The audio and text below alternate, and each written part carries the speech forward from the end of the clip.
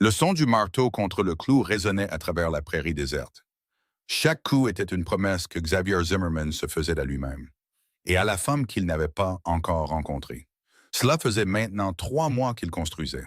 Ses mains étaient couvertes d'ampoules et saignaient.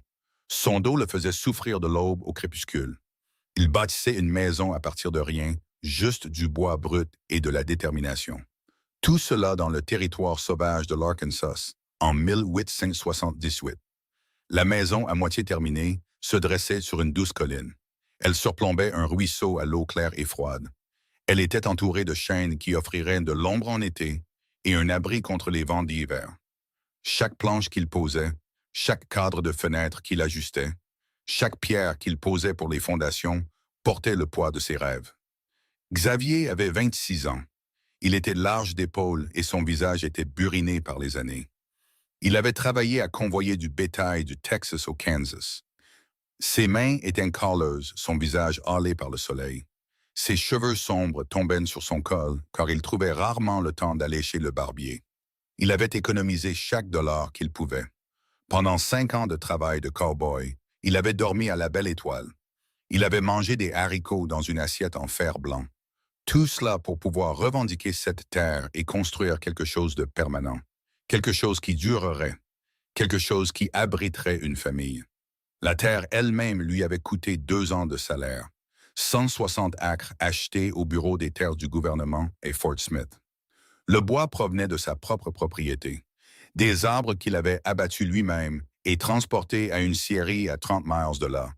Puis il les avait ramenés sous forme de planches et de poutres.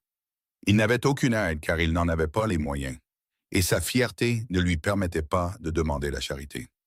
Chaque matin, il se réveillait dans sa tente à côté du chantier. Il prenait un petit déjeuner froid et travaillait jusqu'à ce que l'obscurité l'empêche de voir. Chaque nuit, il s'endormait avec des échardes dans les doigts et de la sueur dans les cheveux. Il rêvait du jour où il amènerait une femme dans cet endroit. La maison prenait forme maintenant.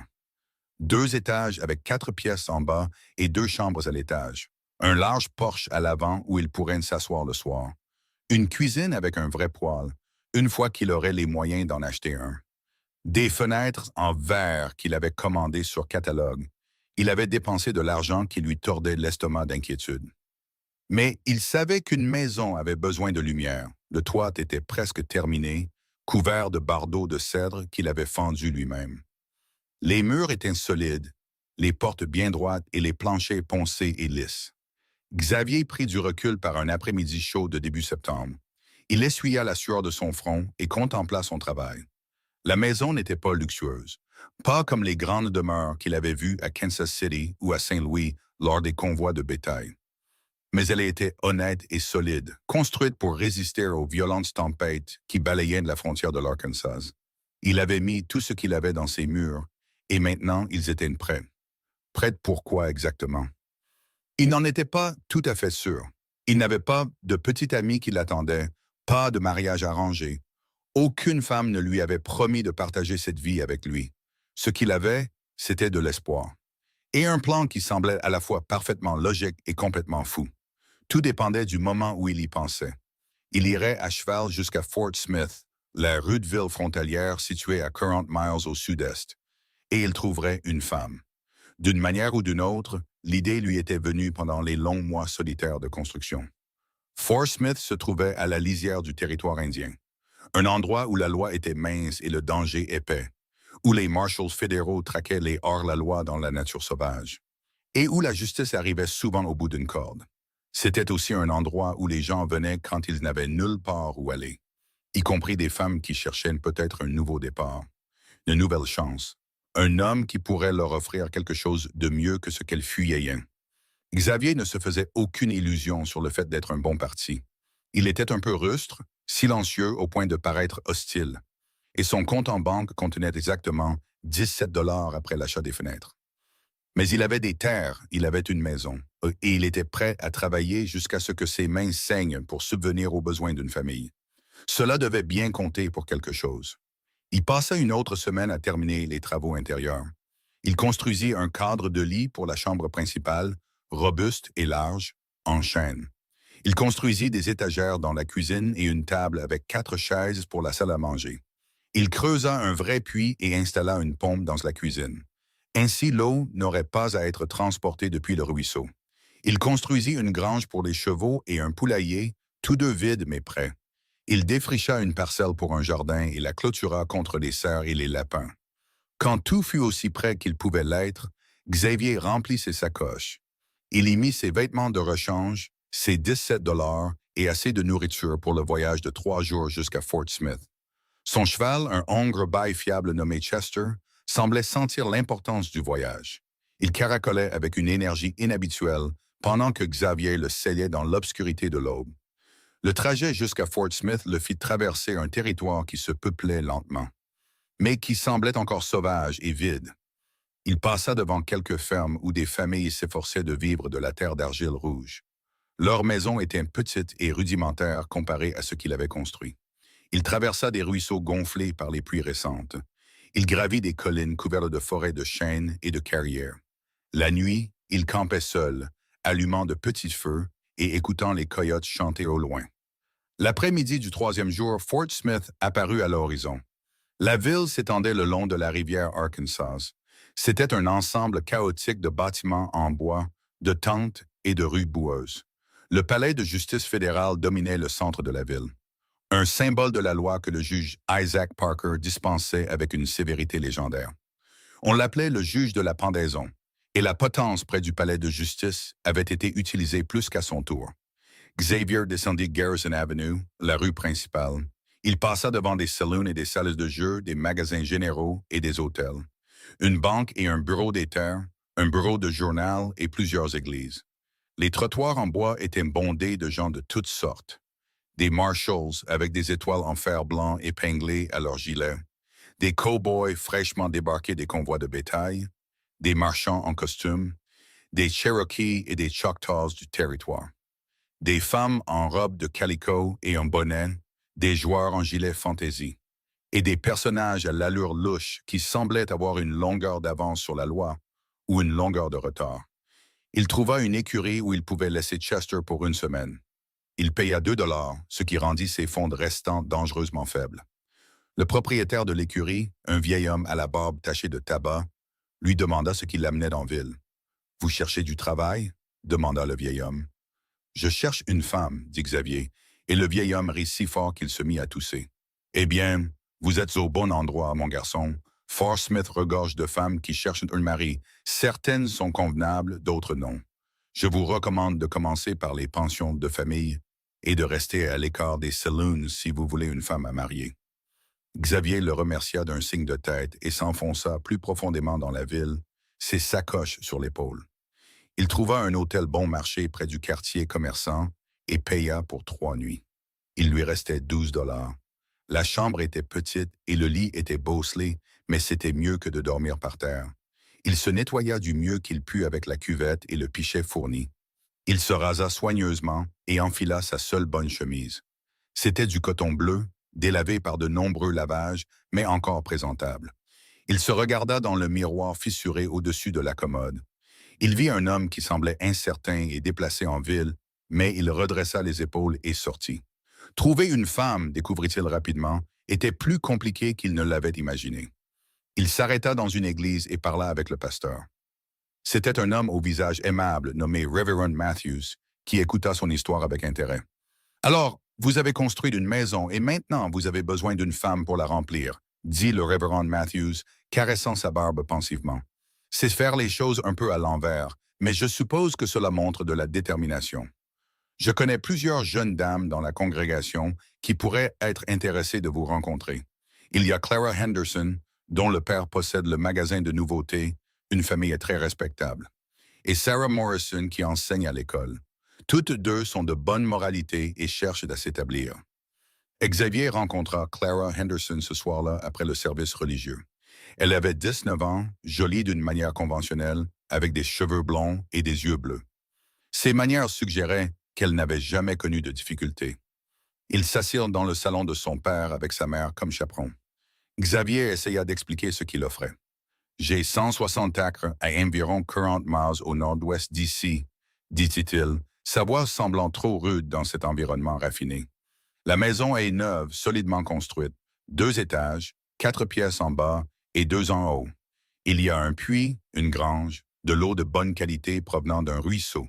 La terre est fertile et je prévois d'élever du bétail et de cultiver. Clara sourit poliment, mais ses yeux montraient le doute. Cela semble très isolé. Y a-t-il des voisins?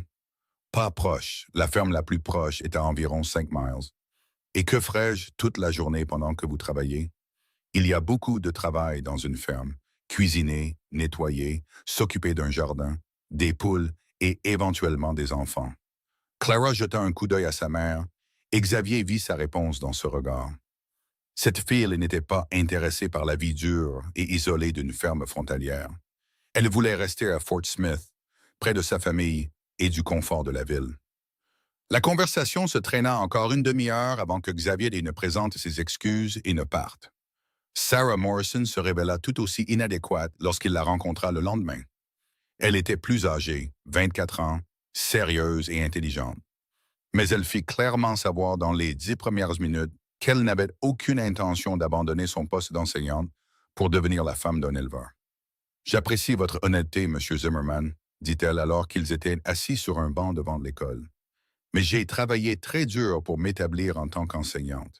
Je ne suis pas intéressé à échanger cela contre une vie d'isolement et de travail manuel. Xavier ne pouvait pas lui reprocher de savoir ce qu'elle voulait. Il lui toucha son chapeau et s'éloigna, se sentant découragé.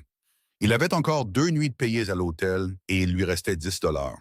L'idée de retourner seul dans sa maison vide commençait à ressembler moins à une situation temporaire et plus à un état permanent.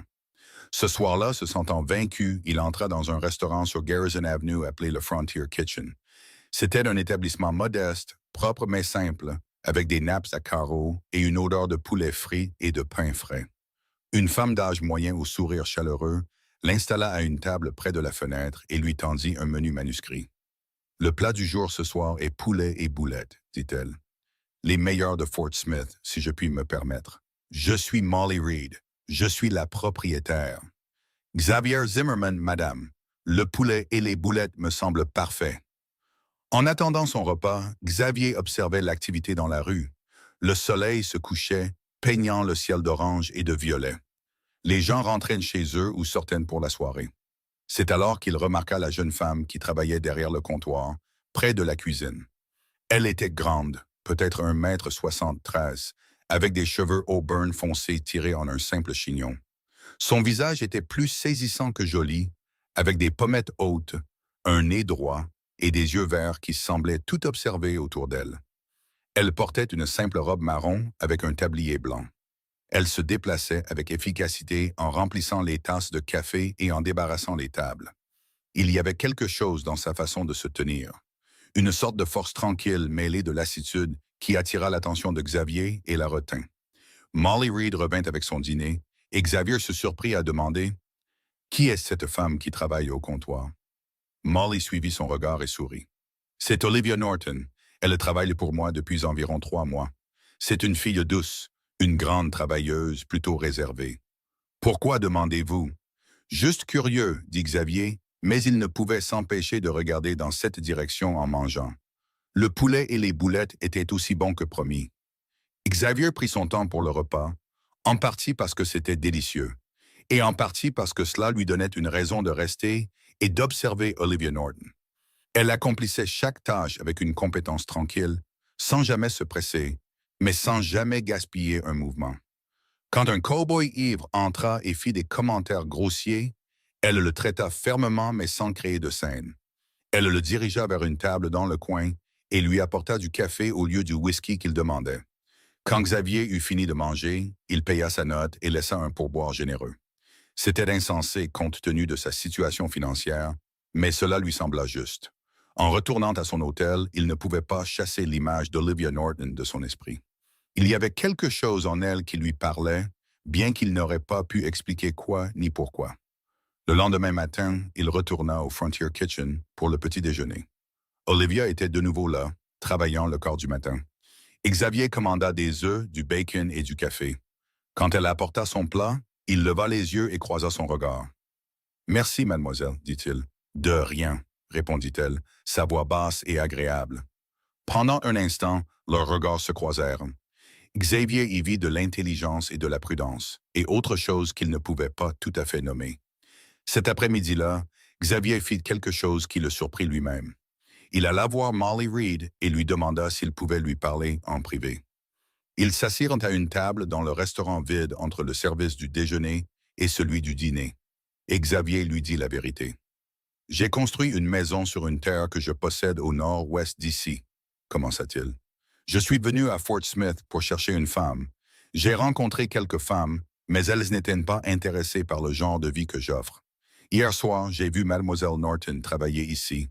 J'aimerais savoir si elle serait intéressée de me rencontrer officiellement, en sachant que je cherche une femme. » Molly l'étudia un long moment, son expression sérieuse. « Vous êtes direct, ça je vous l'accorde. La plupart des hommes tourneraient autour du pot pendant des semaines. Qu'est-ce qui vous fait penser qu'Olivia serait intéressée? » « Je ne sais pas si elle le serait. C'est pourquoi je vous le demande d'abord. Je ne veux pas causer de problème, ni la mettre mal à l'aise. Pouvez-vous me dire ce que vous offrez? Quel genre d'homme êtes-vous? » Xavier prit une profonde inspiration et lui raconta tout. Les 5 années de travail dans les convois de bétail, la terre qu'il avait achetée, les 3 mois passés à construire la maison de ses propres mains, les 160 acres et les projets qu'il avait pour l'avenir, ses fonds limités et sa volonté illimitée de travailler, l'isolement de l'endroit et la vie difficile que cela impliquerait, mais aussi la liberté et la possibilité de construire quelque chose qui durerait. Quand il eut fini, Molly resta silencieuse un moment. Puis elle dit, « Je vais vous dire quelque chose sur Olivia, et ensuite je lui demanderai si elle veut vous rencontrer. Elle est arrivée à Fort Smith il y a 3 mois, de quelque part dans l'Est. Je ne connais pas toute l'histoire, mais je sais qu'elle fuyait quelque chose ou quelqu'un. Elle n'avait pas d'argent, pas de famille ici, et aucune perspective. Je lui ai donné un travail et une chambre à l'étage parce que j'aimais son courage. Et parce que chaque femme mérite une chance. Elle a été une bénédiction pour moi, honnête et travailleuse, et jamais un seul problème. Mais je vois qu'elle est seule et je vois qu'elle a peur d'être retrouvée par ce qu'elle a laissé derrière elle. Votre offre pourrait être exactement ce dont elle a besoin, ou ce pourrait être trop tôt. Je lui présenterai honnêtement et elle décidera. C'est tout ce que je demande, dit Xavier. Ce soir-là, alors que Xavier était assis dans sa chambre d'hôtel, se demandant s'il s'était ridiculisé, on frappa à sa porte. Il l'ouvrit et trouva Molly Reed debout là. « Olivia a accepté de vous rencontrer, » dit Molly. « Demain à 2 heures de l'après-midi, dans le restaurant. Je serai présente comme chaperon, mais je vous laisserai assez d'intimité pour parler honnêtement. » Xavier dormit à peine cette nuit-là. Il répéta ce qu'il dirait 100 fois, puis décida que répéter était stupide et qu'il devrait simplement parler avec son cœur. Il lava de nouveau sa chemise et cira ses bottes. Il aurait souhaité avoir de meilleurs vêtements, plus d'argent, quelque chose à offrir au-delà d'une terre brute, de mains rudes et d'une maison solitaire attendant dans la prairie. À 2 heures l'après-midi suivant, Xavier entra dans le Frontier Kitchen. Il trouva Olivia Norton assise à une table au fond. Elle avait troqué sa robe de travail pour quelque chose de plus joli, une robe en coton vert qui faisait ressortir ses yeux. Ses cheveux étaient toujours tirés en arrière, mais quelques boucles s'étaient échappées pour encadrer son visage.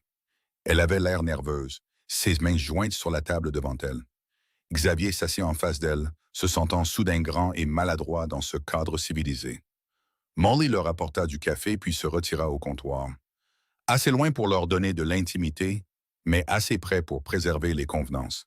« Merci d'avoir accepté de me rencontrer, Mademoiselle Norton, » commença Xavier. « S'il vous plaît, appelez-moi Olivia. Et vous êtes Xavier. »« Oui, Xavier Zimmerman. Madame Reed m'a parlé de votre proposition. C'est inhabituel. »« Je le sais. Je m'excuse si j'ai été trop direct. Je n'ai pas beaucoup de temps ni d'argent pour faire cela de manière traditionnelle, avec de longues fréquentations et des présentations en bonne et due forme. Mais je voulais être honnête sur ce que je cherche et ce que j'ai à offrir. » Olivia l'étudia avec ses yeux verts intelligents. « Parlez-moi de votre maison. » Alors Xavier lui raconta. Il décrivit chaque détail de la construction, l'emplacement sur le terrain, la vue sur le ruisseau, les chênes, les 2 étages et le large porche. Il lui parla du puits, de la grange et du poulailler qui attendait d'être rempli. Il lui parla de ses projets pour le bétail et les cultures, de la façon dont il avait économisé pendant des années pour rendre ce rêve possible. Il lui parla de l'isolement, du travail acharné et des défis auxquels il serait confronté. Ce ne sera pas facile, dit-il honnêtement. La ville la plus proche est à une journée entière de cheval. L'hiver peut être rude. Il y aura des moments où nous serons bloqués par la neige pendant des jours ou des semaines. Vous devriez être forte et pleine de ressources. Mais vous construiriez aussi quelque chose à partir de zéro. Quelque chose qui serait à nous. Et je vous promets que je travaillerai chaque jour pour que ce soit une belle vie. Quand il eut fini, Olivia resta silencieuse un long moment. Puis elle dit, « Puis-je vous raconter mon histoire, s'il vous plaît? » Elle prit une inspiration, ses mains se resserrant sur sa tasse de café. « Je viens de l'Ohio. Mon père est mort quand j'avais 16 ans et ma mère 2 ans plus tard. Je n'avais ni frère ni sœur, aucune famille sauf un cousin qui m'a recueilli. Il s'appelait Harold et au début il semblait gentil, mais il voulait plus qu'une affection de cousin. Quand je l'ai refusé, il s'est mis en colère. Il a dit à tout le monde en ville que j'étais une femme perdue, que je m'étais donnée à lui, puis que je l'avais rejeté. Personne n'a voulu croire ma version de l'histoire. J'ai perdu ma réputation, mes amis, toute chance d'une vie normale là-bas. Alors je suis parti. J'ai voyagé vers l'ouest avec le peu d'argent que j'avais et j'ai atterri ici. Je travaille pour Madame Reed et j'essaie de construire une nouvelle vie. Mais j'ai toujours peur que Harold me retrouve, que le passé me rattrape. J'ai 22 ans et j'ai l'impression que ma vie est déjà finie avant d'avoir commencé. Xavier sentit la colère monter en lui face à l'injustice de son histoire, mais il garda sa voix calme. Votre vie n'est pas finie, et si vous veniez avec moi, vous seriez assez loin de l'Ohio pour que le passé ne puisse pas vous atteindre. En tant que ma femme, vous auriez mon nom et ma protection. Personne ne remettrait en question votre réputation ou votre caractère. Vous m'épouseriez même en sachant que j'ai été calomnié, même en sachant que Harold a raconté des mensonges sur moi. Je me fiche de ce qu'un lâche en Ohio a dit de vous. Je me soucie de la femme assise en face de moi en ce moment. Et tout ce que je vois me dit que vous êtes forte, honnête et courageuse. Ce sont les qualités que je veux chez une femme. » Des larmes montèrent aux yeux d'Olivia, mais ne coulèrent pas. « Pourquoi moi? Vous pourriez trouver quelqu'un sans passé, sans complications. Peut-être, mais je vous ai vu travailler hier et j'ai vu quelqu'un qui n'abandonne pas, qui fait ce qui doit être fait sans se plaindre. J'ai vu quelqu'un qui gère les problèmes avec grâce et force. C'est ce dont j'ai besoin chez une partenaire. Pas quelqu'un qui a eu une vie facile, mais quelqu'un qui sait comment survivre et continuer quand les choses deviennent difficiles. » Olivia resta de nouveau silencieuse et Xavier attendit, le cœur battant. Finalement, elle a dit, « Qu'attendriez-vous de moi? Honnêtement, j'attendrai un partenariat. Je travaillerai la terre et vous géreriez la maison. Nous prendrions les décisions ensemble. J'attendrai la fidélité et l'honnêteté et je vous donnerai la même chose. J'attendrai que vous travailliez dur parce que la vie l'exige, mais je ne vous demanderai jamais de faire plus que ce dont vous êtes capable. Et j'attendrai qu'avec le temps, nous construisions non seulement une maison, mais une famille, si Dieu le veut. Et si je disais oui, quand partirions-nous? Dès que possible. J'ai payé l'hôtel jusqu'à demain soir. Si nous nous marions demain, nous pourrions partir le surlendemain. C'est très rapide. Je sais, mais je suis honnête sur ma situation. Il me reste environ 8 $. Chaque jour que je reste en ville est un jour de moins où je ne travaille pas la terre et ne construis pas notre avenir. Je ne peux pas me permettre de longues fiançailles. Olivia le regarda longuement et Xavier la vit peser le pour et le contre dans son esprit. Le risque, l'opportunité, l'évasion de son passé, l'incertitude de l'avenir. Finalement, elle dit, « Je dois y réfléchir. Pouvez-vous me donner jusqu'à demain matin? » Bien sûr. Ils restèrent assis quelques minutes de plus, la conversation tournant vers des sujets plus légers. Xavier lui parla de Chester, son cheval, et elle lui dit qu'elle avait toujours voulu apprendre à monter. Il lui parla de son enfance dans une petite ferme du Missouri. Elle lui parla de son enfance en Ohio avant la mort de ses parents. Au moment de se séparer, une chaleur timide s'était installée entre eux. Le sentiment qu'ils pourraient réellement s'apprécier au-delà de l'arrangement pratique qu'ils discutaient. Cette nuit-là, Xavier pria plus ardemment qu'il ne l'avait fait depuis des années. Pas pour qu'Olivia dise oui, mais pour qu'elle prenne la bonne décision pour elle-même, quelle qu'elle soit, et pour avoir la force d'accepter sa réponse, dans un sens comme dans l'autre. Le lendemain matin, Xavier prenait son petit déjeuner au Frontier Kitchen quand Olivia apparut. Elle n'était pas censée travailler, et elle portait une robe de voyage en laine marron avec une veste assortie. Elle portait un petit sac de voyage. Son visage était pâle mais déterminé. Elle s'assit en face de Xavier et dit « Ma réponse est oui. Si vous voulez de moi, je vous épouserai et j'irai avec vous dans votre maison. » Xavier sentit un soulagement et une joie si forts l'envahir que pendant un instant, il ne put parler. Puis, il tendit la main sur la table et prit la sienne, la première fois qu'il se touchait. Sa main était fine mais forte, sa paume cailleuse par le travail. « Merci, dit-il simplement. Je promets que je ferai tout ce qui est en mon pouvoir pour vous rendre heureuse et vous protéger. » « Je vous crois, dit Olivia. Et son sourire fut la première expression vraiment sincère qu'il avait vue d'elle. Ils se marièrent cet après-midi-là, par le Reverend Matthews, dans la petite église. Molly Reed et quelques-uns de ses amis étaient témoins. Xavier utilisa 3 de ses derniers dollars pour acheter une simple alliance en or chez un bijoutier de Garrison Avenue.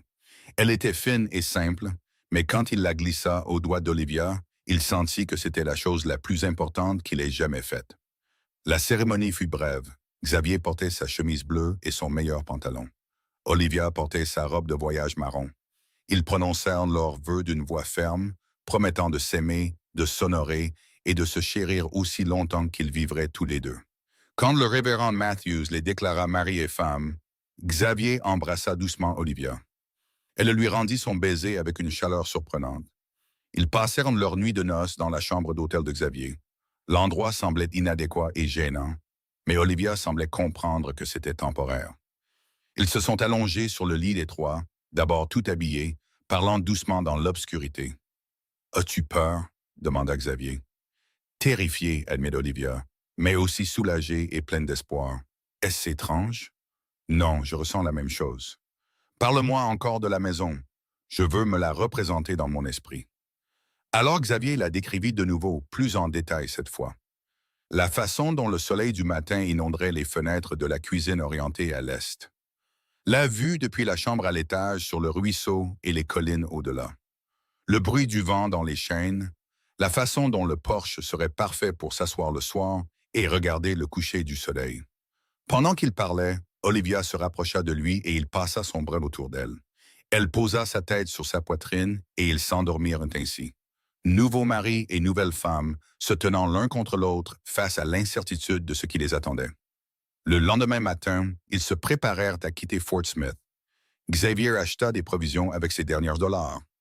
De la farine, du sucre, du café et d'autres produits de première nécessité qu'Olivia l'aida à choisir. Molly Reed leur offrit un cadeau de mariage, un ensemble de casseroles et un magnifique couvre-lit qu'elle avait fait elle-même. Elle serra Olivia fort dans ses bras et lui chuchota quelque chose à l'oreille que Xavier n'entendit pas, mais qui fit sourire Olivia à travers ses larmes.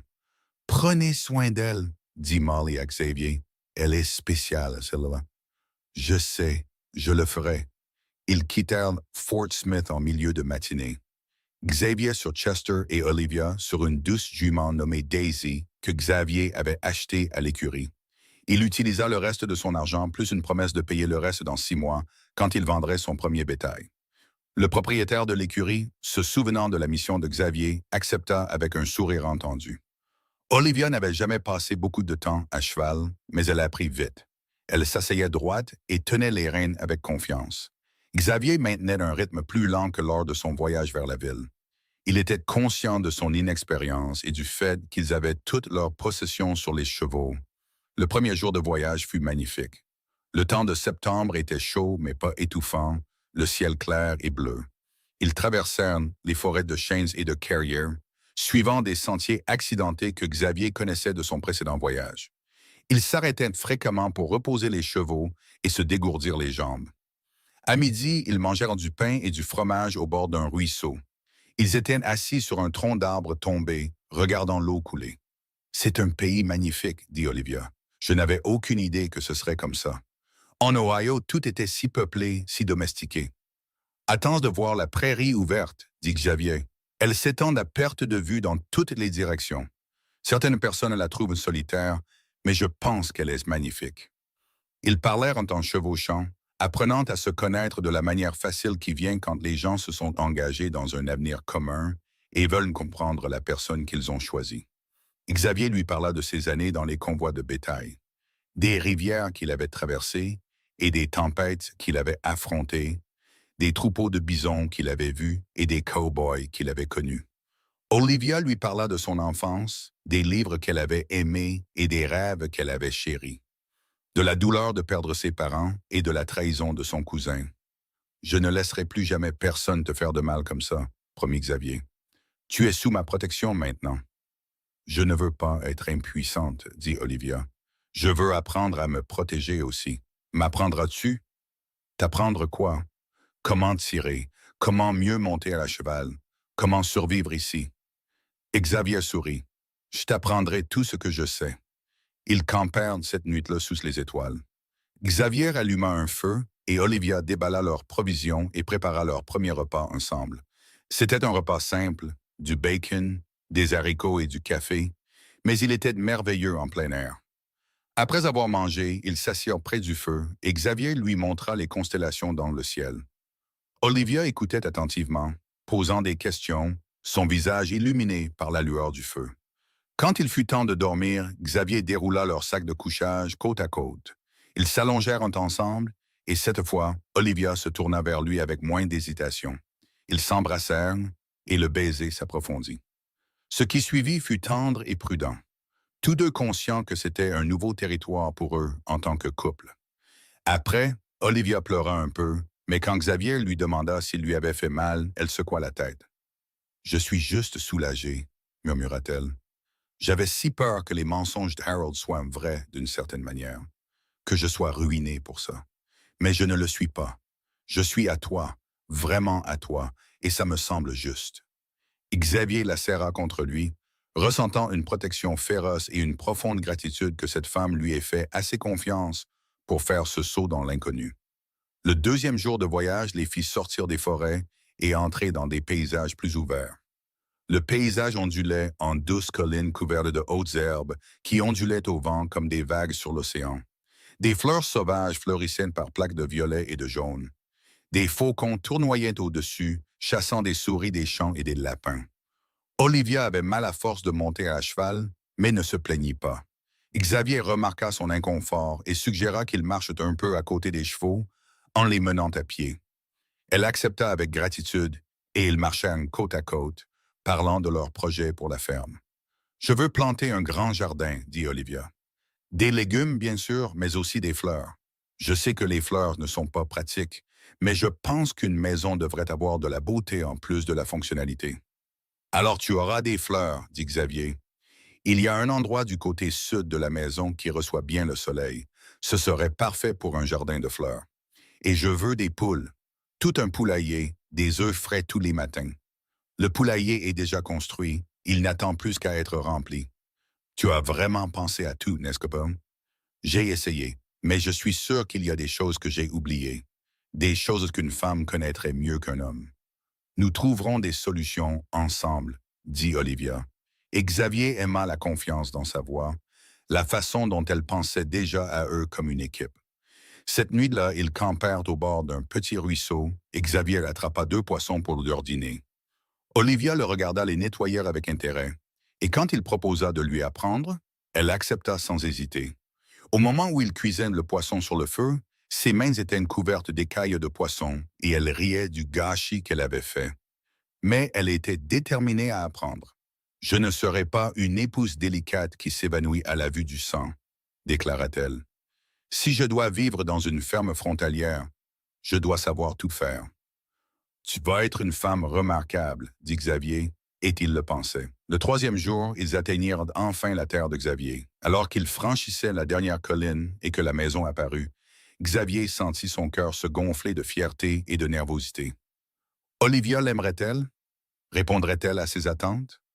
Elle semblait plus petite que dans son souvenir, juste une simple structure en bois au milieu d'un vaste vide. Mais la réaction d'Olivia dissipa tous ses doutes. Elle arrêta son cheval et fixa la maison, le ruisseau au-delà, les chênes, la grange et le poulailler. Son visage s'illumina d'une joie sincère. « Xavier, c'est parfait, » souffla-t-elle. « Tu as construit tout ça toi-même. Chaque planche, chaque clou. C'est la plus belle chose que j'ai jamais vue. » Ils descendirent la colline ensemble et Xavier aida Olivia à descendre de cheval devant la maison. Il attacha les chevaux à la rampe du porche, puis se tourna vers elle avec une formalité soudaine. « Madame Zimmerman, dit-il, puis-je vous faire franchir le seuil de notre maison? » Olivia rit, surprise et ravie. « Je serais honoré, Monsieur Zimmerman. » Xavier la souleva facilement, la berçant dans ses bras, et la porta sur les marches du porche et à travers la porte d'entrée. Il la déposa doucement dans la pièce principale, et ils se tinrent ensemble dans la maison vide qui allait devenir leur foyer. Olivia traversa lentement chaque pièce, passant ses mains sur les murs que Xavier avait construits, les cadres de fenêtres qu'il avait ajustés, les planchers qu'il avait poncés. Elle monta les escaliers jusqu'au 2e étage et explora les 2 chambres, puis redescendit à la cuisine. Elle testa la pompe et s'exclama de joie lorsque l'eau coula, claire et froide. « C'est merveilleux! Je n'aurai pas à transporter l'eau du ruisseau, pas pour cuisiner et laver. Même si tu voudras peut-être encore visiter le ruisseau, c'est un endroit magnifique. » Olivia vint alors vers lui et enroula ses bras autour de sa taille, le regardant avec des yeux brillants. « Merci d'avoir construit ça pour nous. Merci d'être venu à Fort Smith et de m'avoir trouvé. Merci de m'avoir donné une nouvelle vie. » Et Xavier l'embrassa, un long et profond baiser qui transmettait tout ce qu'il ressentait, mais ne pouvait mettre en mots. Quand ils se séparèrent enfin, il dit « Nous devrions déballer et nous installer avant la nuit. » Ils passèrent le reste de l'après-midi à transformer la maison en foyer. Xavier transporta leurs provisions pendant qu'Olivia organisait la cuisine. Elle mettait les casseroles et la vaisselle sur les étagères, rangeait la nourriture dans le garde-manger. Ils déroulèrent le couvre-lit de Molly sur le lit à l'étage, et Olivia le fit avec les draps qu'ils avaient achetés à Fort Smith. Xavier apporta du bois de chauffage et fit fonctionner le poêle. Bientôt, la maison fut chaude et remplie de l'odeur de la nourriture qui cuisait. Ce soir-là, ils dînèrent à la table que Xavier avait construite, assis l'un en face de l'autre à la lueur de la lampe. C'était un repas simple, mais il semblait important. Leur premier dîner dans leur propre maison en tant que mari et femme. Après avoir mangé, ils s'assirent sur le porche alors que le soleil se couchait, regardant le ciel virer à l'orange, au rose et au violet. L'air était frais, et Xavier dérapa sa veste sur les épaules d'Olivia. « Qu'en penses-tu? » demanda-t-il doucement. « Est-ce que ça ressemble à un foyer? »« Ça commence, » dit Olivia. « Je pense que ça prendra du temps, mais oui, je peux le sentir. C'est notre maison. » Les jours qui suivirent établirent un rythme qui allait définir leur vie commune. Et Xavier se levait d'avant l'aube et travaillait la terre, clôturant les pâturages et défrichant les champs pour les plantations. Olivia gérait la maison avec une efficacité impressionnante. Elle cuisinait, nettoyait et apprenait les dizaines de compétences requises pour la vie à la frontière. Xavier lui apprit à tirer, installant des cibles derrière la grange et corrigeant patiemment sa posture et sa visée jusqu'à ce qu'elle puisse toucher une boîte de conserve à 20 pas. Olivia apprit seule à faire du pain, expérimentant avec le poêle à bois jusqu'à ce qu'elle maîtrise la chaleur capricieuse. En une semaine, Xavier se rendit à la ferme la plus proche, à 5 miles au sud, et se présenta à la famille. C'était un couple allemand, Hinrich et Greta Schuller, avec 3 jeunes enfants. Ils accueillirent chaleureusement Xavier et furent ravis d'apprendre qu'il avait amené une femme. Greta, une femme robuste aux yeux bienveillants, insista pour rendre visite à Olivia le lendemain. Elle arriva à cheval avec l'une de ses filles, apportant des œufs frais et une miche de pain de seigle noir en cadeau. Olivia était nerveuse à l'idée de cette visite, craignant que son passé ne l'ait suivie même ici. Mais Greta était chaleureuse et sans jugement. Les 2 femmes s'assirent à la table de la cuisine d'Olivia en buvant du café. Greta partagea de précieux conseils sur la survie aux hivers de l'Arkansas et la gestion d'une ferme. À son départ, Olivia avait une amie et une alliée. Xavier utilisa ses compétences de charpentier pour troquer des fournitures. Il construisit une étagère pour les Schuller en échange d'une truie pleine. Il répara une roue de chariot pour un fermier à 10 miles de là et reçut en retour 2 poules pondeuses et un coq. Lentement, leur grange et leur poulailler vide commencèrent à se remplir. En octobre, Xavier se rendit dans une ville à 30 miles à l'est et se fit embaucher par une équipe qui rassemblait du bétail en liberté. Il travailla pendant 3 semaines, dormant à la dure et mangeant de la nourriture de route. Mais il rentra chez lui avec 40 $ en poche. C'était assez pour acheter des semences pour le printemps et pour effectuer le paiement qu'il devait au propriétaire de l'écurie à Fort Smith. Il retourna en ville, effectua le paiement et revint pour constater qu'Olivia avait planté un petit jardin d'automne et que les poules pondaient déjà des œufs. La première fois qu'Olivia ramassa des œufs du poulailler, elle apporta le panier dans la maison avec une telle excitation que Xavier ne put s'empêcher de rire de sa joie. Elle découvrait des plaisirs qu'elle n'avait jamais connus dans sa vie en ville. La satisfaction de produire de la nourriture de ses propres mains, le simple bonheur de voir les choses pousser. En novembre, le temps se refroidit et la première neige tomba. Xavier s'était bien préparé, stockant du bois de chauffage et des provisions. La maison resta chaude et confortable. Ils passèrent de longues soirées au coin du feu. Olivia lisait à haute voix les quelques livres qu'il possédait, tandis que Xavier sculptait ou réparait des outils. Parfois, ils parlaient simplement, partageant leurs pensées et leurs rêves. Ils apprenaient à communiquer, non seulement avec des mots, mais avec des silences, des regards et des contacts. Un soir, alors qu'ils étaient assis ensemble sur le canapé que Xavier avait construit, Olivia dit « J'ai pensé aux enfants. En veux-tu? » « Beaucoup, dit Xavier, mais seulement quand tu seras prête. Il n'y a pas d'urgence. Je pense que je suis prête. Je pense que je veux remplir cette maison de vie, de bruit et de chaos. Je veux donner aux enfants le genre de foyer stable et aimant que j'ai perdu à la mort de mes parents. » Xavier la serra contre lui, sa main reposant sur ses cheveux. « Alors nous aurons des enfants, et nous les aimerons et les élèverons pour qu'ils soient forts et bons. Combien en veux-tu? Autant que Dieu nous en donnera. 4, 5, 6. J'ai grandi seul et c'était solitaire. Je veux que nos enfants aient des frères et sœurs. Je veux ça aussi, dit doucement Olivia. En décembre, ils s'étaient installés dans un partenariat confortable. On aurait dit qu'ils étaient ensemble depuis des années et non un nouveau mariage. Ils travaillaient côte à côte, complétant les forces de l'un et de l'autre. Xavier était le planificateur, pensant toujours à ce qui devait être fait la saison suivante. Olivia était la solutionneuse de problèmes, trouvant des solutions créatives aux défis inattendus. Quand un tuyau gela dans la cuisine, elle l'enveloppa de chiffon et versa de l'eau chaude dessus jusqu'à ce qu'il dégèle. Quand une tempête d'hiver endommagea une partie du toit de la grange, Xavier le répara malgré le froid glacial. Olivia gardait du café chaud et de la nourriture chaude prête pour son retour. Noël arriva et ils le célébrèrent seuls, mais heureux. Olivia fit des biscuits et rôtit un poulet. Xavier lui sculpta une belle boîte à bijoux en noyer avec ses initiales incrustées en érable. Olivia lui offrit une nouvelle chemise qu'elle avait cousue elle-même, les pointes petites et parfaites. Ils accrochèrent des branches d'épicéa dans la maison et chantèrent des chants de Noël au coin du feu. Et Olivia pleura un peu parce qu'elle était si heureuse, et parce qu'elle avait eu si peur, à peine 4 mois plus tôt, de ne jamais avoir ce genre de vie. La nouvelle année de 1879 arriva avec un froid glacial et de fortes chutes de neige. Ils furent bloqués par la neige pendant près de 2 semaines en janvier.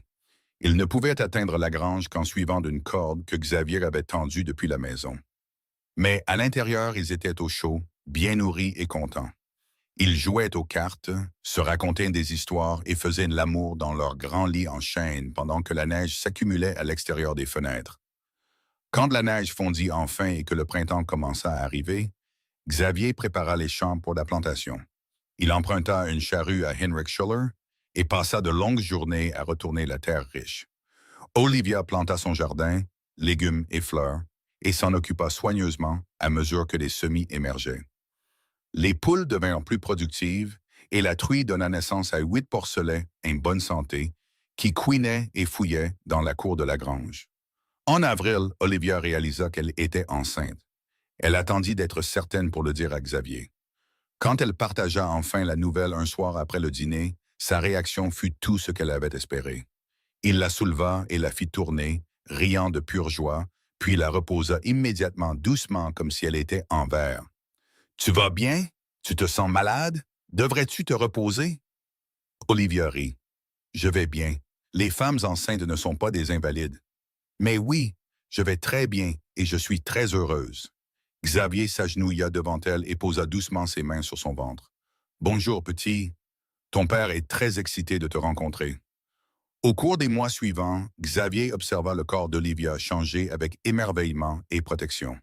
Il prit en charge les tâches les plus lourdes sans qu'on le lui demande, insistant pour qu'elle se repose davantage. même si elle protestait qu'elle se sentait bien. Il construisit un berceau en pin et le plaça dans leur chambre. Greta Schuller venait souvent, apportant des conseils et des vêtements de bébé que ses propres enfants ne mettaient plus. Fin novembre, alors que l'hiver approchait de nouveau, Olivia entra en travail. Xavier traversa l'obscurité froide pour aller chercher Greta, qui arriva avec sa trousse médicale et sa compétence calme. Pendant 12 heures, Xavier fit les 100 pas en bas pendant qu'Olivia travaillait à l'étage avec Greta à ses côtés. Il entendit ses cris de douleur et se sentit complètement impuissant, priant désespérément pour qu'elle et le bébé survivent. Finalement, à l'aube d'un matin froid de novembre, il entendit un son différent, le cri fin et colérique d'un nouveau-né. Xavier monta les escaliers en courant et fit irruption dans la chambre. Il trouva Greta tenant un minuscule nourrisson au visage rouge, enveloppé dans une couverture. « Vous avez un fils, dit Greta en souriant, un fils fort et en bonne santé. » Xavier regarda Olivia, qui était pâle et épuisée, mais souriante. Il s'assit sur le bord du lit et lui prit la main, l'embrassant doucement. « Tu vas bien? » demanda-t-il. « Je suis parfaite. Veux-tu le tenir? » Greta plaça le bébé dans les bras de Xavier et il regarda son fils avec un amour, une peur et une joie immenses. Le bébé avait des cheveux noirs comme les siens et était si petit et fragile que Xavier avait peur de le casser juste en le tenant mal. « Comment devrions-nous l'appeler? » demanda Olivia. Ils avaient discuté de prénoms pendant des mois, sans pouvoir se mettre d'accord. Mais maintenant, en regardant son fils, Xavier dit « Thomas, comme mon père. Thomas Zimmerman. » « Thomas, » répéta Olivia, testant le nom. « Oui, c'est parfait. » Le petit Thomas Zimmerman changea leur vie de manière à la fois merveilleuse et épuisante. C'était un bébé en bonne santé, avec des poumons puissants et une forte volonté. Olivia l'allaita et s'en occupa avec la même détermination qu'elle mettait dans tout le reste, apprenant la maternité par essai et erreur. Xavier se retrouva à se réveiller la nuit au son des pleurs, allant aider Olivia à changer les couches ou simplement à tenir son fils pendant qu'elle se reposait. L'hiver de 1879 à 1880 fut plus dur que le précédent, avec Thomas à charge et moins de sommeil pour tout le monde. Mais il fut aussi rempli de moments de bonheur parfait. La première fois que Thomas sourit à Xavier, un vrai sourire et pas seulement un gaz, Xavier sentit son cœur se dilater d'un amour qu'il ne savait pas possible. La première fois que Thomas rit, un rire de bébé gargouillant à quelque chose qu'Olivia fit, ils rirent tous les deux avec lui jusqu'à en pleurer de joie. Le printemps revint et avec lui le travail sans fin de plantation, de construction et d'expansion. Xavier ajouta une pièce à la maison, une vraie chambre d'enfant pour Thomas. Il clôtura 10 acres supplémentaires pour le bétail et acheta 6 jeunes bouvillons avec l'argent qu'il gagna en transportant des fournitures pour la ville voisine. Le jardin d'Olivia s'épanouit, fournissant des légumes qu'elle mettait en conserve pour l'hiver et des fleurs qu'elle cueillait pour égayer la maison. À l'été de 1880, la ferme était florissante. Les champs produisaient de bonnes récoltes de maïs et de blé. Les porcs se multipliaient. Les poules fournissaient plus d'œufs qu'ils ne pouvaient en manger. Olivia commença donc à vendre les surplus aux voisins. La réputation de Xavier en tant que charpentier qualifié se répandit et il fut engagé pour des projets dans toute la région, apportant un revenu supplémentaire. Pour leur deuxième anniversaire de mariage en septembre, Xavier et Olivia s'assirent sur leur porche alors que le soleil se couchait. Ils regardaient Thomas trotter dans la cour en poursuivant une poule. Il avait 9 mois, marchait tôt et montrait déjà des signes de la détermination de son père et de l'intelligence de sa mère. « Tu te souviens, il y a 2 ans, quand nous nous sommes rencontrés à Fort Smith? » demanda Xavier. « Chaque détail, dit Olivia. J'étais si effrayé et si désespéré. J'avais l'impression que ma vie était finie. Et maintenant, j'ai l'impression que ma vie a enfin commencé. Je regarde Thomas, cette maison que nous avons construite, et toi. Et je n'arrive pas à croire à quel point j'ai de la chance. Comment savais-tu, Xavier? Comment savais-tu que nous serions faits l'un pour l'autre? » Xavier y réfléchit. « Je ne le savais pas. J'espérais. J'ai vu de la force en toi et du courage. Et j'espérais que si je pouvais t'offrir la sécurité et un partenariat, nous pourrions construire quelque chose de bien ensemble. Mais je n'avais aucune garantie. Nous avons tous les deux fait un saut dans l'inconnu. La meilleure décision que j'ai jamais prise, dit Olivia, appuyant sa tête sur son épaule. Moi aussi. Les années passèrent, chacune s'appuyant sur la précédente. En 1881, Olivia donna naissance à une fille qu'ils nommèrent Margaret, appelée Maggie. Dès sa naissance, elle avait les cheveux auburn et les yeux verts de sa mère, et un tempérament doux qui faisait que tous ceux qui la rencontraient tombaient amoureux d'elle. Thomas, maintenant âgé de 2 ans, était fasciné par sa petite sœur et insistait pour aider à s'en occuper, lui apportant ses jouets et lui tapotant doucement la tête. En 1882, Xavier eut enfin assez d'argent pour acheter du bétail de reproduction. Il acheta 10 vaches et un taureau à un éleveur du Texas. Il engagea un ouvrier pour l'aider avec le travail accru, un jeune homme nommé Billy. Il se construisit une petite cabane à l'autre bout de la propriété et se révéla être un travailleur acharné et de bonne compagnie. En 1883, leur troisième enfant naquit, un autre fils qu'ils nommèrent James. Il était le plus grand de leurs bébés et le plus exigeant, laissant Olivia épuisée pendant les 6 premiers mois. Mais il était aussi joyeux et affectueux, prompt à sourire et lent à pleurer une fois la phase de nourrisson passée. La ferme s'agrandit pour inclure 240 acres. Quand Xavier put acheter des terres adjacentes, ils construisirent une plus grande grange, un fumoir et une cave à légumes. La maison d'origine fut de nouveau agrandie avec une extension qui comprenait une vraie salle à manger et une plus grande cuisine. Le jardin de fleurs d'Olivia devint célèbre dans la région, et les voisins venaient à cheval juste pour voir les roses trémières et les marguerites fleurir en une profusion éclatante. En 1884, un quatrième enfant arriva, une fille qu'ils nommèrent Catherine. À ce stade, Olivia et Xavier maîtrisèrent le rythme de la parentalité. L'arrivée de Catherine sembla moins écrasante et plus comme un ajout naturel à leur famille grandissante. Thomas avait maintenant 6 ans et aidait son père aux corvées. Maggie avait 3 ans, suivait sa mère partout et apprenait à aider à la cuisine et au nettoyage. James avait 1 an, trottinait partout et touchait à tout.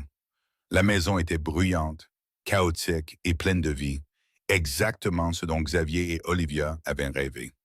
Certains soirs, après que les enfants se soient enfin endormis, ils s'asseyaient ensemble dans la cuisine, épuisés mais contents, et s'émerveillaient de ce qu'ils avaient construit. Tu penses parfois à ce qui se serait passé si tu n'étais pas venu à Fort Smith? Demanda Olivia un de ces soirs. Tout le temps, admit Xavier. Je pense à quel point ma vie aurait été solitaire, à quel point cette maison aurait semblé vide. J'aurais eu des terres, du bétail et un toit sur la tête, mais je n'aurais pas eu de foyer. Toi et les enfants, c'est vous qui faites de cet endroit un foyer.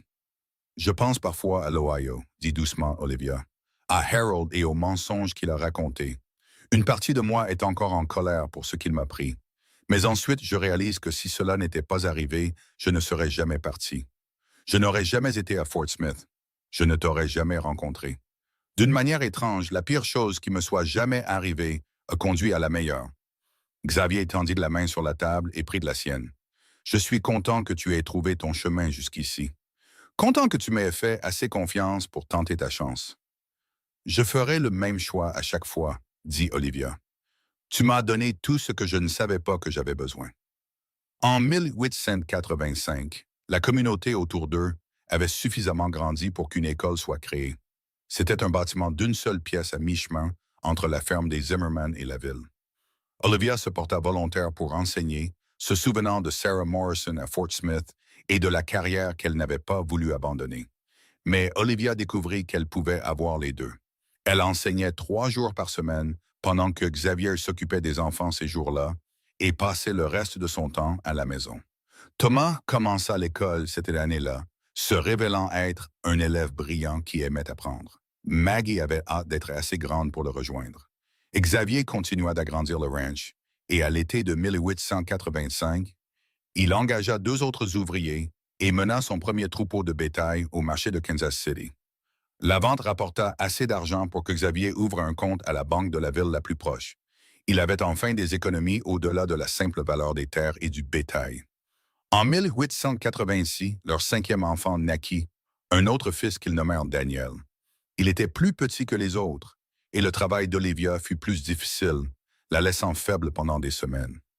Greta Schuller s'installa dans la maison pour aider, et Xavier engagea une femme de la ville pour l'assister avec les enfants et les tâches ménagères, jusqu'à ce qu'Olivia se rétablisse.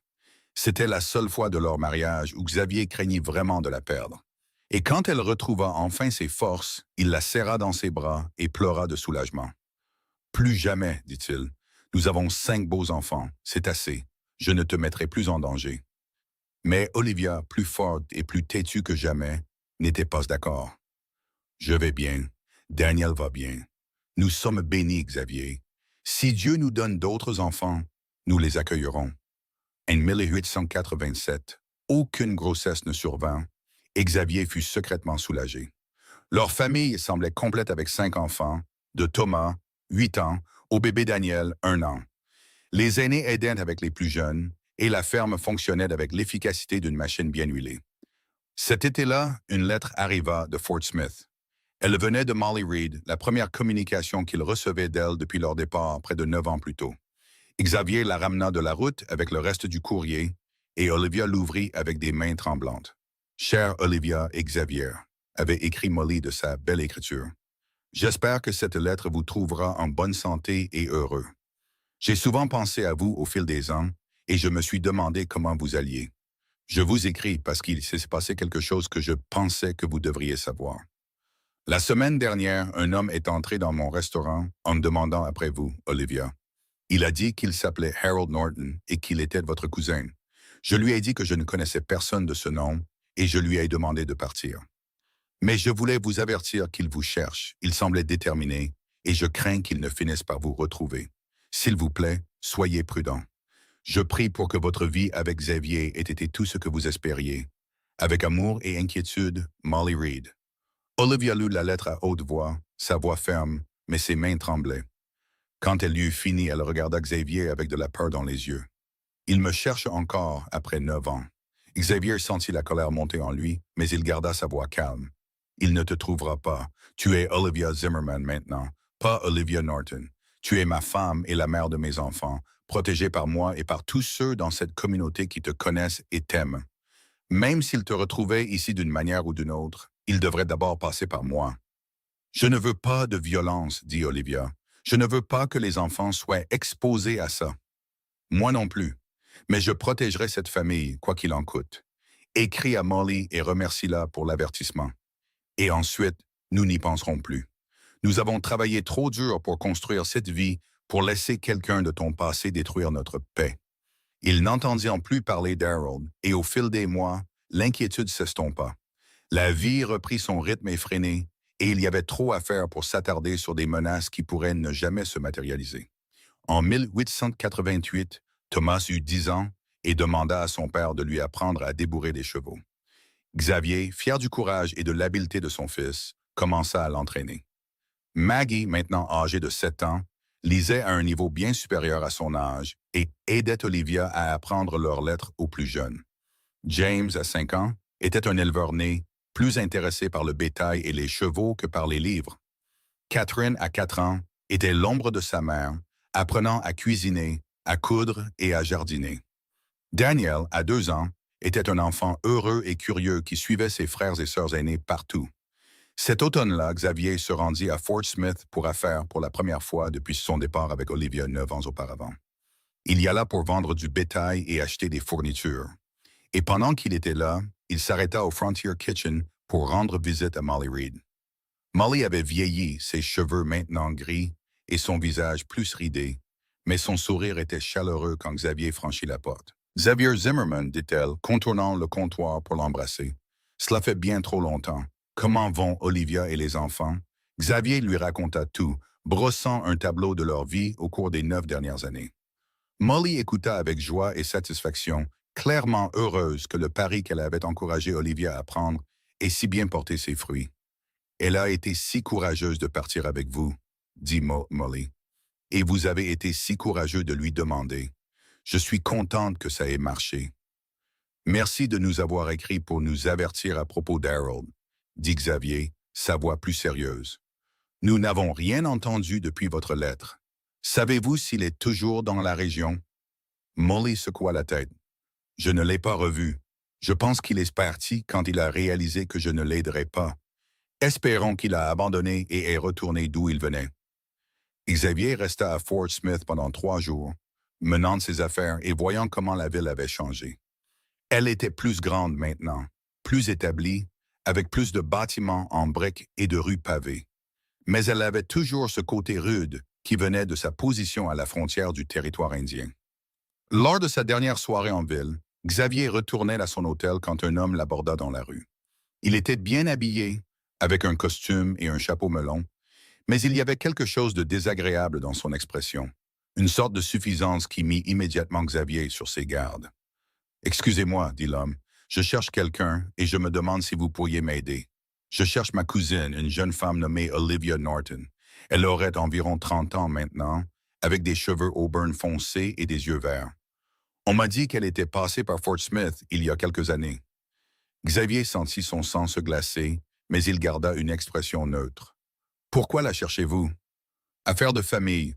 Je suis Harold Norton et Olivia est la dernière de mes parents de sang. J'essaie de la retrouver depuis des années pour régler des questions de succession.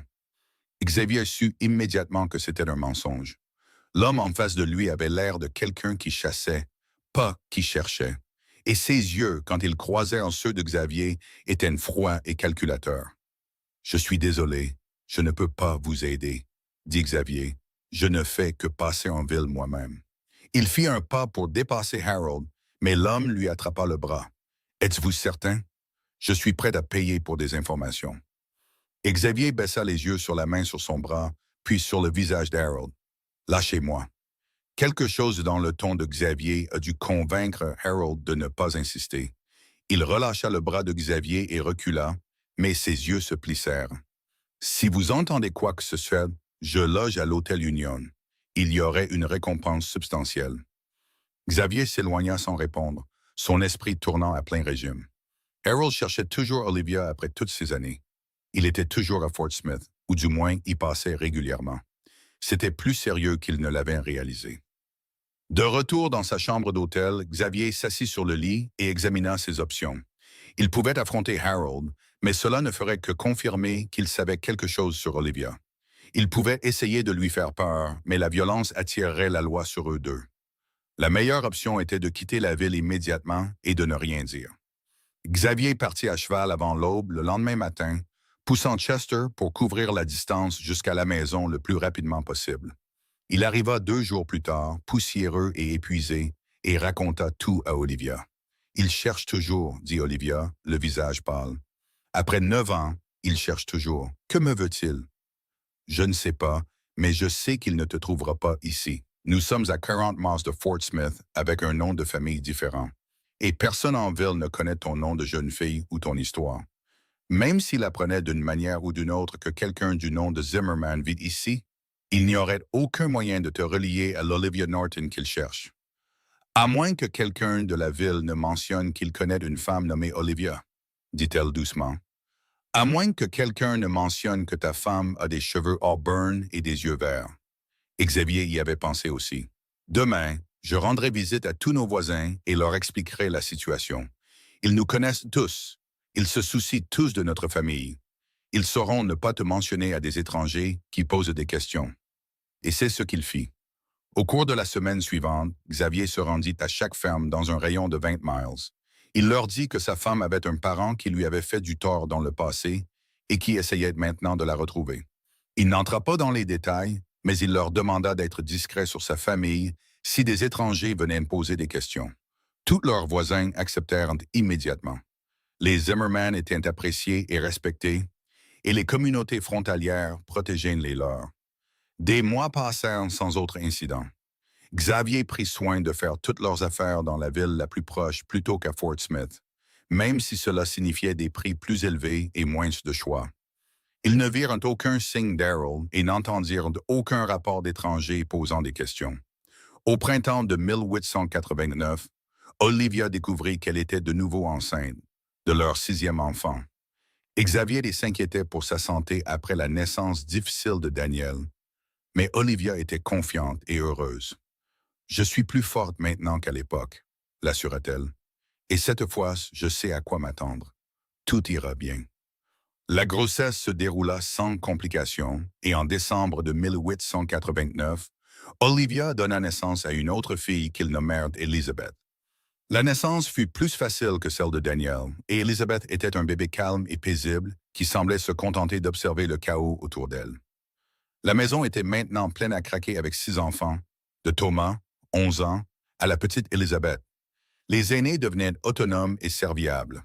Thomas et Maggie assumaient des responsabilités importantes à la ferme. James apprenait à s'occuper des chevaux et du bétail aux côtés de son père. Catherine et Daniel étaient des compagnons de jeu inséparables, créant toujours des jeux et des aventures. Les années 1887 arrivèrent avec la prospérité et la paix.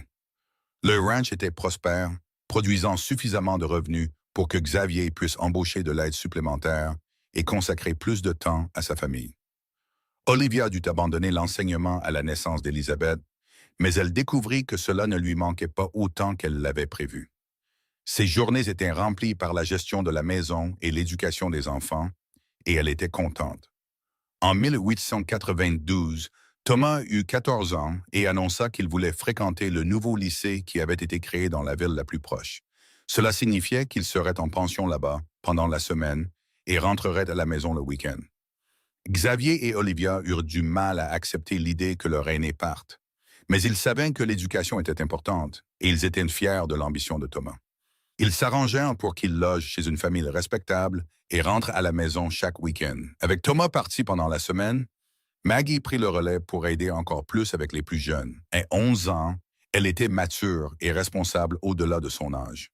James, maintenant âgé de 9 ans, devint le compagnon constant de Xavier, apprenant l'élevage du matin au soir. Catherine, à 8 ans, fréquentait l'école locale et se révélait être une artiste talentueuse, dessinant toujours des images des chevaux et du paysage. Daniel, à 6 ans, était le comique de la famille, faisant toujours rire tout le monde avec ses facéties. Elizabeth, à 2 ans, était une présence douce et tranquille qui apportait de la joie partout où elle allait. À l'été de 1893, 15 ans après que Xavier ait construit la maison, ils organisèrent une fête.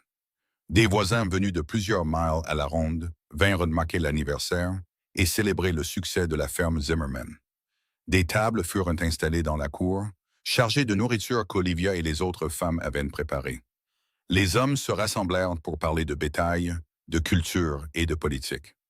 Les enfants couraient partout, jouant à des jeux et explorant.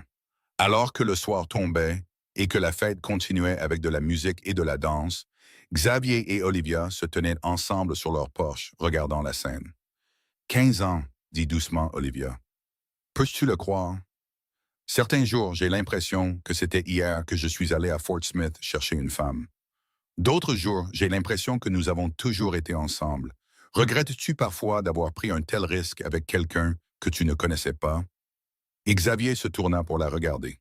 Cette femme qui avait vieilli de 22 à 37 ans à ses côtés, qui lui avait donné 6 enfants, qui avait travaillé à ses côtés pour construire tout ce qu'ils avaient. Ses cheveux auburn avaient maintenant des fils gris, et il y avait des rides autour de ses yeux à force de sourire. Elle était plus belle pour lui maintenant que le jour de leur rencontre. Pas un seul instant, dit-il. Tu es la meilleure décision que j'ai jamais prise. Toi et nos enfants, vous êtes tout.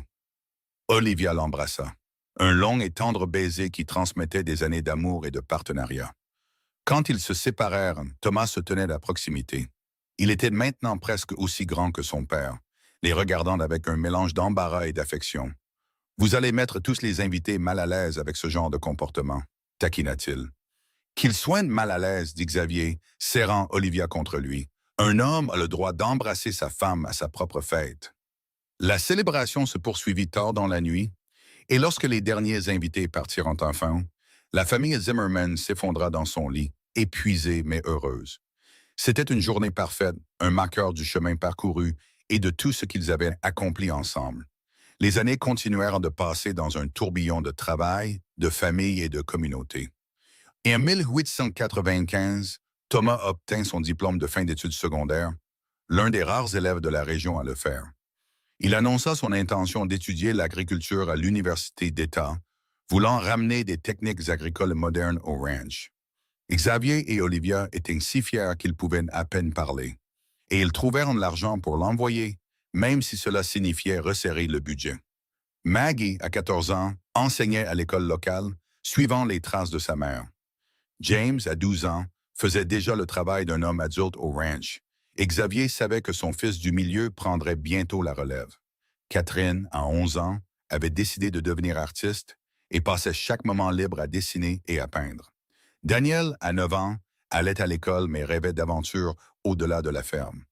Elisabeth, à 5 ans, allait à l'école pour la première fois et adorait chaque instant. Au printemps de 1896, près de 18 ans après que Xavier se soit rendu pour la première fois à Fort Smith, un étranger apparut à la ferme. Xavier travaillait dans la grange quand il entendit le bruit d'un cheval qui approchait. Il sortit et vit un homme d'une quarantaine d'années, bien habillé mais l'air fatigué par le voyage, qui descendait de cheval près de la maison. « Puis-je vous aider » cria Xavier, marchant prudemment vers l'étranger. « Je l'espère, » dit l'homme. « Je cherche le ranch Zimmerman. On m'a dit que je pouvais le trouver ici. »« Vous l'avez trouvé. Je suis Xavier Zimmerman. Que puis-je faire pour vous? »« Mon nom est Richard Thompson. Je suis avocat à Fort Smith. Je cherche une femme nommée Olivia Norton, qui, je crois, vit dans cette région. J'ai des informations qui pourraient l'intéresser. » Xavier sentit son estomac se nouer, mais il garda une expression neutre. « Quel genre d'informations? » « Des informations légales concernant une succession. C'est une affaire privée. Connaissez-vous quelqu'un de ce nom? » Avant que Xavier ne puisse répondre, Olivia sortit de la maison, s'essuyant les mains sur son tablier. Elle se figea en voyant l'étranger, et Xavier vit la reconnaissance et la peur traverser son visage. « Olivia Norton, » dit Richard Thompson, sa voix douce. « Ou, je suppose que c'est Olivia Zimmerman maintenant. Je vous cherche depuis longtemps. »« Que voulez-vous? » demanda Olivia, sa voix ferme malgré sa peur. « J'apporte des nouvelles, bien que je craigne que certaines ne soient tristes. Votre cousin Harold Norton est décédé il y a 6 mois. Il est mort d'une pneumonie en Ohio. » Xavier sentit la main d'Olivia se glisser dans la sienne, la serrant fort. Elle ne dit rien, attendant.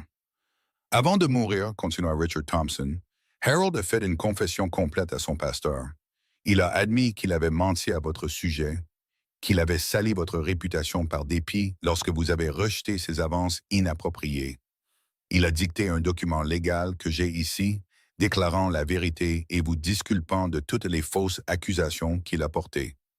Il vous a également laissé tout son patrimoine, qui est considérable.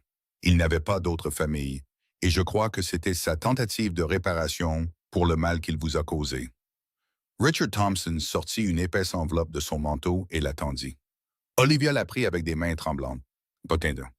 Je ne veux pas de son argent, » dit-elle doucement. « Je ne veux rien de lui. »« Je comprends, » dit Richard, « mais légalement, c'est à vous. La succession vaut environ 15 000 $ qui ont été placés en fiducie en attendant que vous soyez retrouvés. Que vous l'acceptiez ou le refusiez, c'est votre choix. Mais je vous encourage à y réfléchir. Autant d'argent pourrait assurer l'éducation de vos enfants, la sécurité de votre avenir. » Xavier regarda Olivia, la laissant prendre la décision. Elle resta silencieuse un long moment, l'enveloppe entre les mains. Finalement, elle dit « Merci d'être venu de si loin pour me dire ça.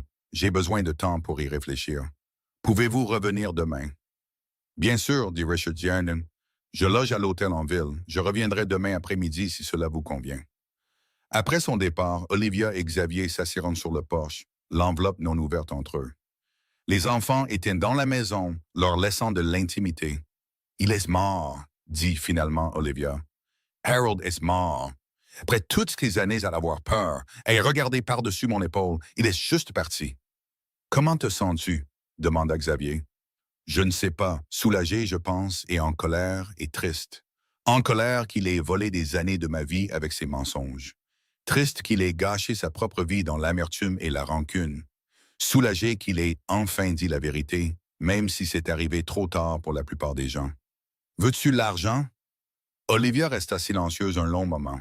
Puis elle dit « Une partie de moi veut le refuser, ne rien avoir de lui. Mais la partie pratique de moi pense à Thomas à l'université et aux frais de scolarité que nous avons du mal à payer. À Maggie, James, Catherine, Daniel et Elizabeth, et à toutes les opportunités que cet argent pourrait leur donner. À toi et moi qui vieillissons et à la sécurité que cela pourrait nous apporter. Je pense que Harold le savait. Je pense que c'est pour ça qu'il me l'a laissé, pas seulement comme réparation, mais comme une reconnaissance finale de tout ce qu'il m'a pris. Alors nous l'accepterons, dit Xavier. Pas pour lui, mais pour nous, pour notre famille. Le lendemain, Olivia signa les papiers nécessaires et Richard Thompson s'arrangea pour que l'argent soit transféré sur leur compte à la banque. C'était plus d'argent que l'un ou l'autre n'avait jamais imaginé avoir, et ils furent prudents et réfléchis sur la façon de l'utiliser. Ils mirent de côté des fonds pour l'éducation de leurs 6 enfants, s'assurant que chacun d'eux pourrait aller à l'université s'il le souhaitait. Ils remboursèrent toutes leurs dettes et investirent dans des améliorations pour le ranch. Ils firent un don substantiel pour construire une nouvelle église et une nouvelle école pour la communauté, et ils mirent le reste en épargne, assurant la sécurité pour l'avenir. Mais malgré cette manne financière, leur vie ne changea pas radicalement. Ils continuèrent à travailler dur, à vivre simplement et à se concentrer sur la famille et la communauté. L'argent était une bénédiction, mais ce n'était pas ce qui comptait le plus pour eux. Ce qui comptait, c'était la vie qu'ils avaient construite ensemble, les enfants qu'ils élevaient et l'amour qui avait grandi entre eux au cours de 18 ans de mariage. En 1898, Thomas obtint son diplôme universitaire et retourna au ranch. Il apporta avec lui de nouvelles idées et techniques qui aidèrent à augmenter leur productivité. Maggie, maintenant âgée de 17 ans, annonça ses fiançailles avec un jeune enseignant de la ville. C'était un homme calme et réfléchi nommé William Harris, qui l'adorait clairement. Le mariage était prévu pour le printemps suivant. James, à 15 ans, dirigeait essentiellement les opérations quotidiennes du ranch aux côtés de son père. Xavier savait qu'il ne tarderait pas à pouvoir prendre du recul et laisser ses fils prendre la relève. Catherine, à 14 ans, avait reçu une bourse pour une école d'art à Saint-Louis. Et bien que cela brisa le cœur d'Olivia de la laisser partir si loin, il soutint ses rêves. Daniel, à 12 ans, parlait de devenir un marshal américain, inspiré par les histoires des hommes de loi qui travaillaient encore dans le territoire indien. Elizabeth, à 8 ans, était le bébé de la famille, gâté et aimé de tous. Par une chaude soirée de septembre de 1899, Xavier et Olivia célébrèrent leur 21e anniversaire de mariage. Leurs enfants leur organisèrent une fête, décorant la maison et préparant un festin. Alors que la soirée touchait à sa fin et que les enfants allaient se coucher un par un, Xavier et Olivia se retrouvèrent seuls sur le porche. Assis dans les mêmes fauteuils à bascule qu'ils utilisaient depuis des années, regardant la terre sur laquelle ils avaient bâti leur vie. 21 ans, dit Olivia, faisant écho à la conversation qu'ils avaient eue si souvent. Parfois, je n'arrive toujours pas à croire à quel point j'ai de la chance que tu m'aies choisi, que ce soit devenu ma vie. C'est moi qui ai de la chance, dit Xavier. J'ai construit une maison, mais tu en as fait un foyer. Tu m'as donné des enfants, de l'amour et un but. Tout ce qui est bon dans ma vie vient du jour où je suis entré dans le Frontier Kitchen et que je t'ai vu travailler derrière ce comptoir. Tu te souviens de ce que tu m'as dit lors de notre première rencontre, quand tu essayais de me convaincre de t'épouser? J'ai dit beaucoup de choses. De quelle partie parles-tu? Tu as dit que notre vie ne serait pas facile, mais que nous construirions quelque chose ensemble à partir de rien, quelque chose qui serait à nous. Tu avais raison. Ça n'a pas toujours été facile, mais ça a été à nous, et ça a été merveilleux. Xavier tendit la main et prit la sienne, leurs doigts s'entremêlant automatiquement après des années de pratique. Je t'aime, Olivia Zimmerman. Je t'aime depuis le jour où je t'ai rencontré, et je t'aimerai jusqu'au jour de ma mort et au-delà. Je t'aime aussi, Xavier. Merci d'avoir construit cette maison. Merci d'être allé en ville et de m'avoir ramené pour être ta femme. Merci de m'avoir donné un foyer. Ils restèrent assis dans un silence confortable alors que les étoiles apparaissaient au-dessus d'eux. Les mêmes étoiles qu'ils avaient regardées ensemble pendant 21 ans. La maison derrière eux était pleine des bruits de leurs enfants endormis. Les bruits de la vie, de l'amour et de la famille. Au loin, le bétail meuglait dans le pâturage que Xavier avait clôturé. Plus près, les poules se perchaient dans le poulailler qu'il avait construit. Le ruisseau coulait, clair et froid, au-delà des chênes, tout comme lorsqu'il avait revendiqué cette terre pour la première fois. Tout ce dont il avait rêvé en enfonçant le premier clou dans la première planche s'était réalisé, et plus encore. La maison avait résisté aux tempêtes et aux saisons. La terre s'était révélée fertile et généreuse. La femme qu'il avait ramenée chez lui comme épouse était devenue sa partenaire, son amour et la mère de ses enfants. Ensemble, ils avaient bâti non seulement une ferme, mais un héritage qui continuerait à travers leurs enfants et les enfants de leurs enfants. Au-delà de cet anniversaire, la famille Zimmerman continua de grandir et de prospérer. Maggie épousa William Harris au printemps de 1900 lors d'une belle cérémonie tenue dans la nouvelle église qui avait été partiellement financée par l'argent de Harold Norton. Xavier conduisit sa fille à l'autel les larmes aux yeux et Olivia pleura ouvertement pendant toute la cérémonie. William était un homme bon qui traitait Maggie comme un trésor. Ils s'installèrent en ville où il enseignait et elle poursuivit sa propre carrière d'enseignante. En moins d'un an, Maggie donna naissance au premier petit enfant de Xavier et Olivia, un garçon qu'ils nommèrent David. Quand Maggie l'amena visiter le ranch pour la première fois, Xavier tint son petit-fils avec le même émerveillement qu'il avait ressenti en tenant ses propres enfants. Olivia rit de voir à quel point il était doux et prudent avec le minuscule nourrisson. Thomas se maria en 1902, choisissant une jeune femme pratique et intelligente nommée Helen, qu'il avait rencontrée à l'université. Ils s'installèrent dans une nouvelle maison qu'ils construisirent à l'autre bout de la propriété Zimmerman. Thomas commença à mettre en œuvre toutes les techniques agricoles et modernes qu'il avait apprises. Le ranch continua de prospérer grâce à ces innovations. James, Catherine, Daniel et Elizabeth trouvèrent tous leur propre chemin dans les années qui suivirent. James se maria à 21 ans, choisissant la fille d'un éleveur nommé Sarah, qui s'intégra à la famille comme si elle en avait toujours fait partie. Catherine poursuivit son art à Saint-Louis et finalement à New York, se faisant un nom en tant que peintre de paysages de l'Ouest. Elle épousa un autre artiste et partagea son temps entre la ville et des visites régulières à la maison qu'elle utilisait comme source d'inspiration pour ses peintures. Daniel devint en effet un marshal américain, suivant son rêve d'enfant et servant avec distinction dans le territoire indien, puis en Oklahoma après son accession au statut d'État. Elizabeth, la plus jeune, devint médecin, l'une des premières femmes à pratiquer la médecine en Arkansas. Elle épousa un confrère médecin et ouvrit une clinique dans la ville la plus proche, où elle servit la communauté pendant des décennies. Pendant tout ce temps, Xavier et Olivia restèrent au centre de la famille qui s'agrandissait. En vieillissant, ils se retirèrent progressivement du travail quotidien du ranch, laissant Thomas et James prendre la relève. Ils passèrent plus de temps avec leurs petits-enfants, qui se multiplièrent au fil des ans, et l'un avec l'autre, profitant de la paix qu'ils avaient gagnée par des décennies de dur labeur. En 1910, ils célébrèrent leur 32e anniversaire de mariage, entourés de leurs 6 enfants, de leurs conjoints et de 14 petits-enfants. La maison que Xavier avait construite de ses propres mains, agrandie et modifiée au fil des ans, débordait de famille. Ils se réunirent pour un festin qui dura toute la journée, partageant des histoires et des souvenirs, riant, pleurant et célébrant la vie qu'ils avaient tous construite ensemble.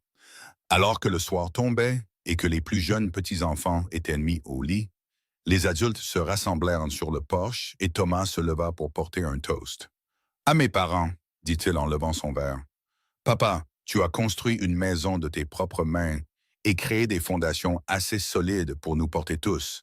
Maman, tu as eu le courage de faire confiance à un étranger et de construire une vie dans un endroit sauvage et solitaire. Ensemble, vous nous avez donné un exemple d'amour, de partenariat et de dévouement que nous essayons tous de suivre. Merci pour tout ce que vous avez sacrifié et tout ce que vous avez donné. Cette famille existe grâce à votre courage et à votre amour. » Tout le monde leva son verre et Xavier et Olivia se tinrent en zinc ensemble, son bras autour de sa taille, sa tête sur son épaule. Ils étaient entourés de la famille qu'ils avaient créée et de l'héritage qu'ils avaient bâti. Xavier regarda Olivia, voyant la jeune femme qu'elle avait été dans les rides autour de ses yeux et le gris dans ses cheveux. Elle le regarda en retour, voyant le cow-boy déterminé qui était entré dans le Frontier Kitchen avec une proposition folle et un rêve. Ils se sourirent, et dans ce sourire se trouvaient 32 ans d'histoire partagée, de défis surmontés et de joies célébrées, d'enfants élevés et d'une vie construite ensemble à partir de rien, si ce n'est de terre brute, d'espoir et d'amour. Le soleil se coucha sur la prairie, peignant le ciel de nuances d'orange, de violet et d'or. Les chênes bruissaient dans la brise du soir. Le ruisseau coulait clair et froid, tout comme lorsque Xavier avait revendiqué cette terre pour la première fois. La maison se tenait solide et forte, ses murs remplis de rire, d'amour et des échos de 3 décennies de vie de famille. Xavier avait construit une maison de ses propres mains. Il était allé en ville à cheval et avait ramené une épouse. Ensemble, ils avaient rempli cette maison d'amour et de vie. Ils avaient créé quelque chose qui durerait bien après leur départ. Ce n'était pas le Far West des fusillades et des hors-la-loi dont on fait des histoires. C'était plus calme, plus doux, mais non moins héroïque pour autant. C'était l'histoire de 2 personnes qui ont tenté leur chance l'une avec l'autre et qui ont bâti quelque chose de magnifique à partir de rien. C'était une histoire d'amour, de foyer, de famille. C'était leur histoire et elle était complète. Alors que l'obscurité tombait et que les étoiles apparaissaient, Xavier et Olivia restèrent sur leur porche, se tenant la main et regardant le ciel nocturne. Ils avaient parcouru un long chemin depuis ce jour à Fort Smith, où ils étaient des étrangers faisant un saut dans l'inconnu. Ils avaient bâti une vie qui dépassait leurs rêves les plus fous. Non pas parce qu'elle était facile ou parfaite, mais parce qu'ils l'avaient construite ensemble. Avec amour, détermination et un engagement inébranlable, l'un envers l'autre et envers la famille qu'ils avaient créée. La maison que Xavier avait construite était toujours debout, un témoignage de son habileté et de sa détermination. La famille que lui et Olivia avaient élevée continuait de grandir et de prospérer, s'étendant à travers l'État et au-delà. Mais revenant toujours à la maison, au ranch qui avait été le fondement de tout.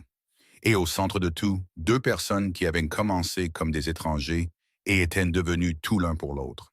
La preuve vivante que parfois, les plus grandes aventures sont celles que nous construisons de nos propres mains et de nos propres cœurs. Un jour à la fois, un choix à la fois, un acte d'amour à la fois. Leur histoire avait une fin heureuse. Non pas parce qu'elle était sans défi ni chagrin, mais parce qu'ils avaient tout affronté ensemble et n'avaient jamais renoncé l'un à l'autre, ni à la vie qu'ils construisaient. Ils vieillirent ensemble sur la terre que Xavier avait revendiquée et dans la maison qu'il avait construite, entourés d'enfants et de petits-enfants qui perpétuaient leur héritage de travail acharné, d'amour et d'engagement.